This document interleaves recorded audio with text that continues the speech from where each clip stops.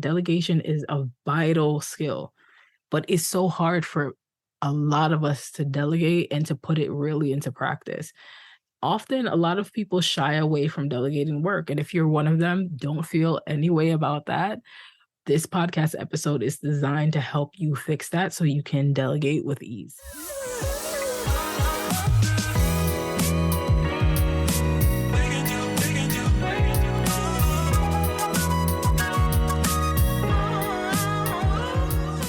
Welcome to Hire Breakthrough, a podcast dedicated to helping entrepreneurs like you take the breakdown out of their hiring breakthrough. If you're a founder who is ready to take back control and build your A-team without the overwhelm, you are in the right place. Your host, Kimon Napier, is a hiring strategist, speaker, consultant, and CEO of Hire Breakthrough. We're on a mission to help founders like you connect with the right talent to scale higher. Your time is way too valuable to stay stuck, and we want to show you how to stop chasing unicorns, take an intentional approach to your talent strategy, so you can make your next right hire. Let's get started. Welcome to the Hire Breakthrough podcast. My name is Kimon Napier, aka the Hiring Strategist, and today I want to do a podcast episode talking all about delegation. This is extremely important for any business, company, or startup, no matter what stage that they're in, because in order for you to grow, that means you are going to hire team members, and essentially what that means is that you're going to delegate to those team members. So let's talk about why delegation is so crucial to the process when you're a founder, to the process when you are managing, and when you're leading a team. So I want to just start by saying that delegation is a vital skill, but it's so hard for a lot of us to delegate and to put it really into practice. Often, a lot of people shy away from delegating work. And if you're one of them, don't feel any way about that. This podcast episode is designed to help you fix that so you can delegate with ease. So how this might look and how this might come up for somebody who might shy away from delegating work is that they might think, or you might think, that it's going to take longer to explain a task versus you doing it yourself. So for the people in the back who have been procrastinating on hiring and growing their team, that one is for you, because you just keep saying to yourself, like, I know that I could do it faster and nobody can do it as fast as me. But I caution you, how will you know unless you try? That's the first thing. The second thing is that sometimes people feel guilty about giving someone more work. These are for the people who are very in tune with the emotions of other people around them. And that is a great trait to have, but that doesn't mean that you don't need to delegate something to someone. Trust me when I say, if you're hiring the right people on your team, they're ready and willing to put in the work to help you to get to the goals and the metrics that you hire them for. So that's the second thing. Of course, the next thing, which is the third thing, is that you might lack the confidence and trust in order to give these tasks or this work away. You might even believe that you are the only one who can do it right. That's the other thing. Us as leaders, as founders, we can often think that only us, because we've had this business and this company for so long, only we know how to do things the right way. But that's a limiting belief. And the last thing that I'll say about it is that you are enjoying the projects that you're completing, so you prefer not to give them away. This is particularly for the leaders who are great at strategic thinking and execution. You love the follow through. And if that's you, that is an amazing trait to have. But at the same time, that doesn't mean you are the only one that can do it. So those are just some of the reasons as to why you may be, shying away from delegating any type of work. But regardless of the reason, it's important for you to manage this skill and for you to master the skill. Because if you're refusing to delegate, or if you're not delegating effectively, there will be negative consequences. If you've ever seen a lot of businesses give up and burn it all down at the 5-year mark, usually delegation is one of the reasons as to why. Now, you'll burn out yourself. So that's one reason. But not only that, you're just going to be overloaded. and you're not going to be prioritizing the right task. Your employees will be feeling like, why is this person not utilizing me if you have employees? And you're going to be missing out on a lot of growth opportunities, because what it's going to keep you from is the revenue generating activities. And as you continue to make more money and to grow your business, that is going to need to be your core focus in order for you to continue to move forward. So I just want to give you the definition. Delegation, what it really means is for you to transfer the responsibility of a set amount of tasks from one person to another. That's the definition. So that's you delegating tasks that's on your plate to give to somebody else. If you're managing people, you might be delegating tasks to move from one team member to the next. It's all a part of the process. Now, I want to give you some statistics. According to Gallup, CEOs who excel in delegating generate 33% higher revenue. 33% higher revenue. So yes, it is a skill that you need to manage and you need to master in order to reap all of the benefits. Now, the reason why these CEOs who delegate are excelling is because they know they can't accomplish everything alone. You always hear me say this: stay in your zone of excellence. Now, notice I didn't say zone of genius. I said zone of excellence, because you can be excellent at these things that you're doing, and that these are the things you need to be doing. If you don't need to be doing it, then you need to delegate it, because it's probably what's happening is that there's certain things you're holding on to that is taking you from things that you need to focus on. Remember, by default, it's always easier for us to do the easiest thing or the thing that we're used to doing, but that doesn't mean that's the right thing that we should be doing. So I want you to understand this. Now, what I want to jump into, I want to share 4 tips for you in order to delegate effectively. So let's jump in.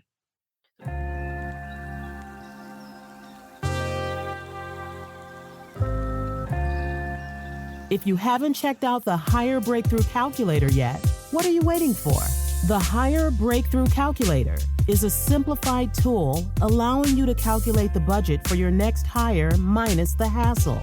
If you find yourself saying, I can't afford to hire, or need to create your hiring budget, this is the tool for you. Go to hirebreakthrough.com/calculator and check it out right now. So the first thing is that you need to decide and you need to understand what it is you want to delegate. Not everything can or should be delegated. So for example, if you have a team of people, you don't want to be delegating things like your performance reviews. You don't want to delegate anything that has to do with anything personal for any of the people that are on your team. So you need to be able to understand the strengths and the weaknesses of all of the people on your team in order for you to delegate effectively.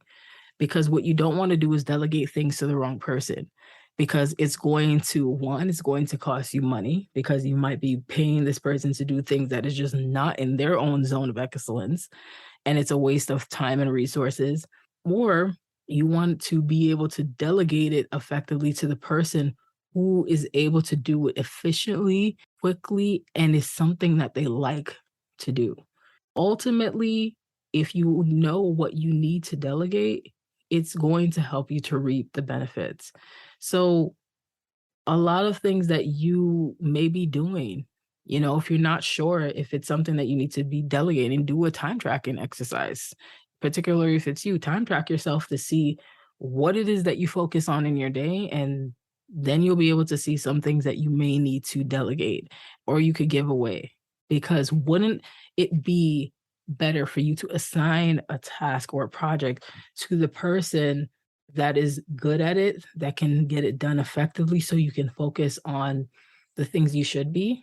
So that's the first thing. You need to know what it is that you need to delegate. The second thing, you need to establish a really clear communication channel.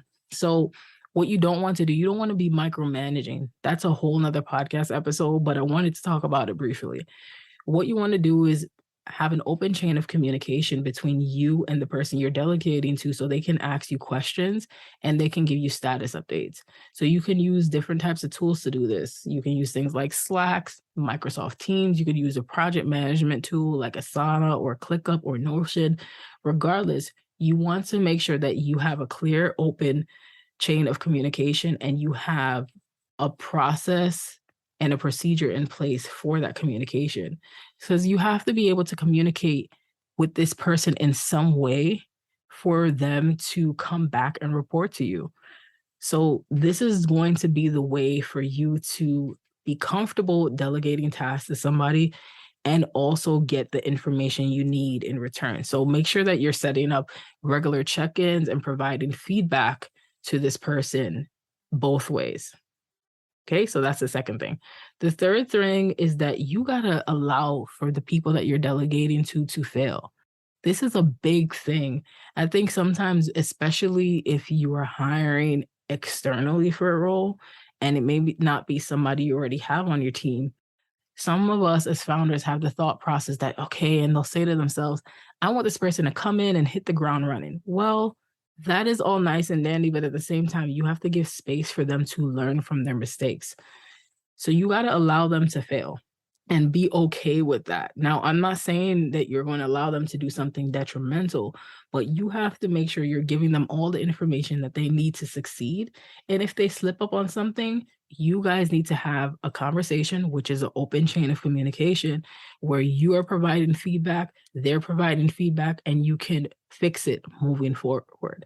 It's a crucial steps because this is for the perfectionists who don't want to delegate because they think that they can just get all the work done.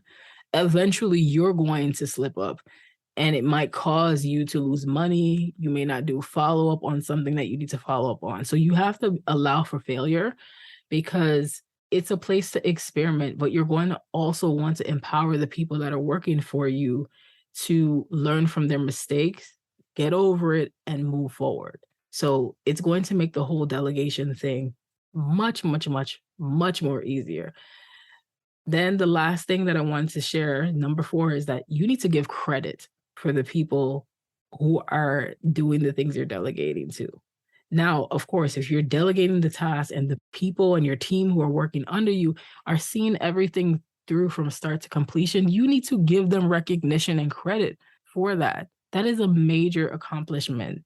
And I am not one for not giving your employees or your team members any type of recognition. You want to give them positive feedback and recognize them for their successes. It can't be that all the time you're just looking at their failures and pointing the finger. You need to also be recognizing everything that they're succeeding at. This is how you're going to get to know your employees' true strengths and their weaknesses.